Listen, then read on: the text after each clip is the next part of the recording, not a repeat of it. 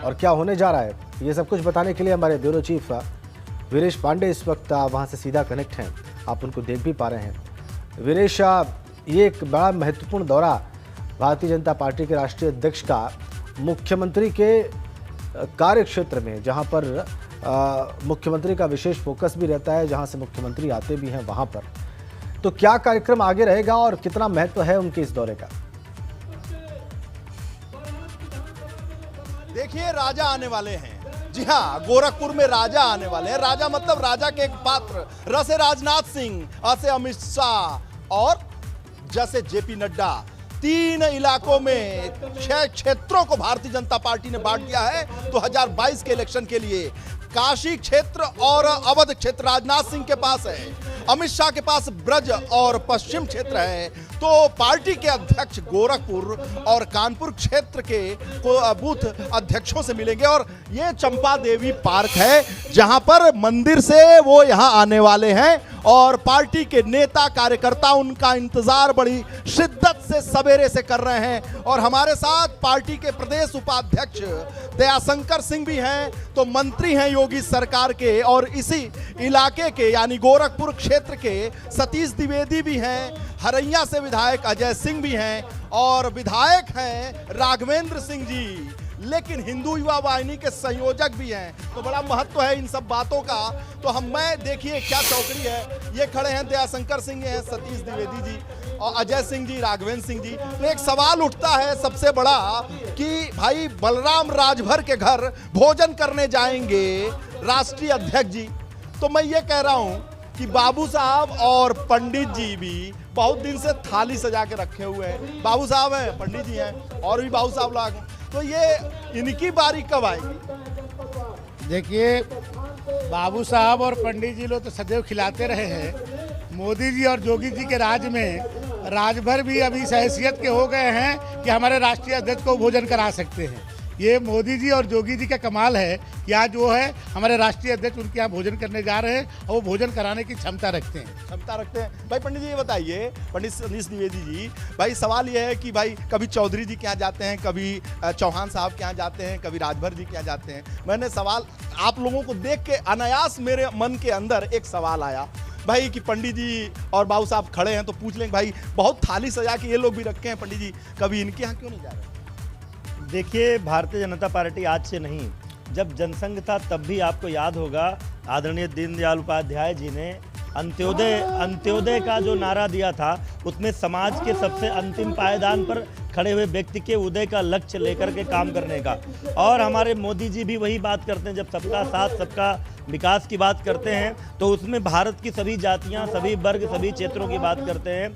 समाज का कोई भी वर्ग अपने को उपेक्षित न महसूस करे, उपेक्षित महसूस न करे, क्योंकि दीनदयाल उपाध्याय की पार्टी है, अंत्योदय की पार्टी है, तृणमूल की पार्टी है, जो जमीन में बैठे हुए हैं उनको उनके उत्थान की पार्टी है। राघवेंद्र सिंह जी जो हिंदू युवा वाहिनी के संयोजक भी हैं, आपको बड़ी उत्सुकता लगती होगी कि भाई हिंदू युवा वाहिनी तो योगी जी चलाते थे, अब तो मुख्यमंत्री हो गए हैं, तो हिंदू युवा वाहिनी कहां से आगे? एमएलए भी हैं, भारतीय जनता पार्टी के एमएलए हैं, लेकिन सवाल बनता है, बड़ी उत्सुकता है कि हिंदू युवा वाहिनी के आप संयोजक हैं, तो चंपा देवी पार्क में जो चल रहा है, तो जो समन्वय है भारतीय जनता पार्टी हिंदू युवा वाहिनी का, तो नीचे से लोगों को ऊपर करना, पार्टी को मजबूत करना, इसमें क्या है पूरा जरा बताइए। जो लक्ष्य था, जो मिशन था, जिस उद्देश्य के लिए हम लोग कार्य कर रहे थे, अब उत्तर प्रदेश में योगी जी और देश में मोदी जी के नेतृत्व में वो सारा अभियान चल रहा है।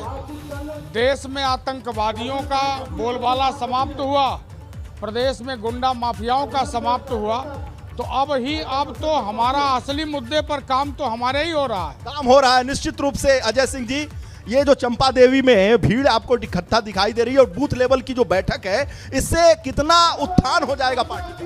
देखिए, बूथ अध्यक्ष बूथ जीतो चुनाव जीतो, ये हमारे बूथ के जो अध्यक्ष हैं, देवतुल्य अध्यक्ष हैं, ये सब अपने अपने बूथ को जीत कर गए और फिर उत्तर प्रदेश में भारतीय जनता पार्टी की सरकार बनाएंगे, मोदी जी के हाथों को मजबूत करेंगे, कमल फिर उत्तर प्रदेश में खिलने जा रहा है। जाहिर सी बात है, देवतुल्य शब्द सुन के मेरे अंदर एक कौतूहल है कि देवतुल्य कार्यकर्ता की बात जी। तो होती है, क्या देवतुल्य कार्यकर्ता पार्टी में संतुष्ट हैं या क्यों नहीं संतुष्ट है? भारतीय जनता पार्टी एक ऐसी पार्टी है जहां पर एक सामान्य कार्यकर्ता देश का राष्ट्रपति बन सकता है, एक सामान्य कार्यकर्ता कई राज्यों के राज्यपाल बन सकता है, कई राज्यों के मुख्यमंत्री बन सकता है। ये केवल भारतीय जनता पार्टी में संभव है।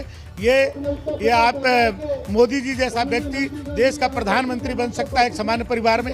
जोगी जी जैसा एक सामान्य परिवार में पैदा हुआ व्यक्ति आज उत्तर प्रदेश का मुख्यमंत्री हो सकता है। ये भारतीय जनता पार्टी कार्यकर्ताओं की पार्टी है और इसका नेता भी कार्यकर्ता है और इसका एक एक कार्यकर्ता नेता है। ये केवल भारतीय जनता पार्टी में किसी दल में संभव है। जाहिर सी बात है, आप ये कह रहे हैं कि राष्ट्रपति से लेकर हर व्यक्ति को जिस तरीके से सामान्य कार्यकर्ता था वहां तक पहुंचा। केवल ये भारतीय जनता पार्टी में संभव है। देश के किसी पार्टी में कोई माँ बेटे की पार्टी है, कोई बाप बेटे की पार्टी है, कोई भाई बहन की पार्टी है, लेकिन कार्यकर्ताओं की कोई पार्टी है तो भारतीय जनता पार्टी। अच्छा ठीक है, बात आपने परिवारवाद और बहुत अप्रत्यक्ष रूप से बहुत सारा निशाना कर दिया और आज समाजवादी पार्टी के मिलन की बात हो रही है, चाचा भतीजे के मिलन की बात हो रही है। संक्षेप में जरा चुटीला कुछ आपके पास है क्या, ऐसा बताइए। जब सब मिलकर एक थे और बाद में सपा के साथ बसपा को भी मिला लिए, महागठबंधन बना लिए, तब जब पस्त हो गए तो ये फिर से भानुमति का कुनबा जोड़कर इस समय मोदी और योगी के बेग का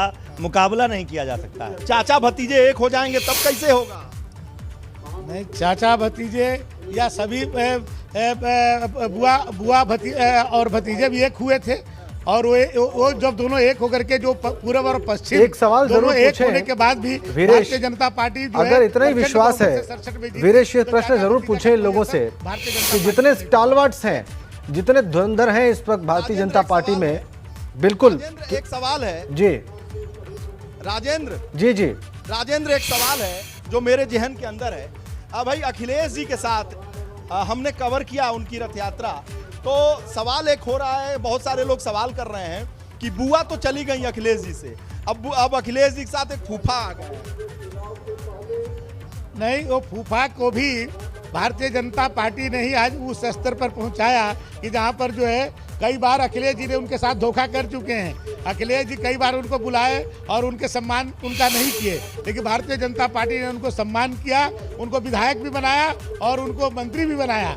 जो आज जो उनकी हैसियत है उसमें भारतीय जनता पार्टी का बहुत बड़ा योगदान है। कब तक रहेंगे रथ पे? ये तो मैं ये नहीं बता सकता हूँ, क्योंकि मुझे ये लगता है कि राजनीति में कोई चीज़ असंभव नहीं है। जब मायावती जी और मुलायम सिंह जी एक हो सकते हैं तो ओम प्रकाश जी कब हम लोग के साथ आ सकते हैं, मैं इसके लिए कुछ कह नहीं सकता। एक बड़ा सवाल है कि जब बुआ चली गई समाजवादी पार्टी से साइकिल से, तो इस समय नए फूफा आ गए। देखिए, समाजवादी पार्टी एक विश्वासघाती पार्टी है। समाजवादी पार्टी पर कोई भरोसा नहीं कर सकता और मैं दावे के साथ कह सकता हूं कि आदरणीय ओम प्रकाश राजभर जी जल्दी झटका खाएंगे। जब सीटों का बंटवारा होगा तो सपा जिन सीटों को ठीक है वीरेश।